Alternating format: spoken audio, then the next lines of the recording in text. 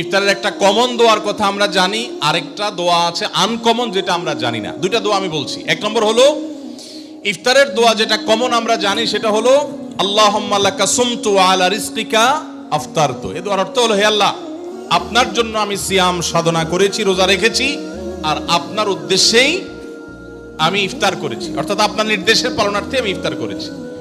এই যে আল্লাহুম্মা লাকা সুমতু ওয়া আলা রিজকিকা আফতারতু, এটা ইফতারের একটা দোয়া।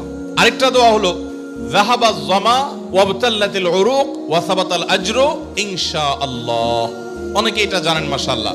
যাহাবাজ জামা ওয়াবতাল্লাতিল উরুক, আমার শিরা উপশিরাগুলো সব সিক্ত হয়ে গেছে। ওয়া সাবাতাল আজরু ইনশাআল্লাহ, এবং আল্লাহ চাহেন তো এই রোজার বিনিময় আমার জন্য অবধারিত হয়ে গেছে। এই যে দোয়া ইফতারের, এটা কি ইফতারের আগে করবেন, না মাঝখানে করবেন, না শেষে করবেন? ভাইরা আমার, এই দোয়া ইফতারের পরে করবেন, আগে না। অনেকেই এই ভুলটা জানেন। অনেকে মনে করেন যে আগেই করতে হয়, আগে না। ইফতারের দোয়া কখন করবেন? ইফতারের শব্দের অর্থের দিকে খেয়াল করলে তো দেখতে পারেন পিপাসা দূর হয়ে গেছে, শিরা উপশিরা সিক্ত হয়ে গেছে। এটা কি ইফতারের আগে হয় না পরে হয়? তাহলে আল্লাহুম্মা লাকা সুমতু ওয়া আলা রিজকিকা আফতারতু, আল্লাহ তোমার জন্য রোজা রাখলাম, তোমার রিজিক দিয়ে ইফতার করলাম, এটা কি আগে না পরে? পরে। অতএব এটা ইফতারের পর। তাহলে ইফতারের শুরুতে কি পড়বেন? বিসমিল্লাহ। বিসমিল্লাহ বলে যে কোনো খাবার খান, ইফতারও খাবেন।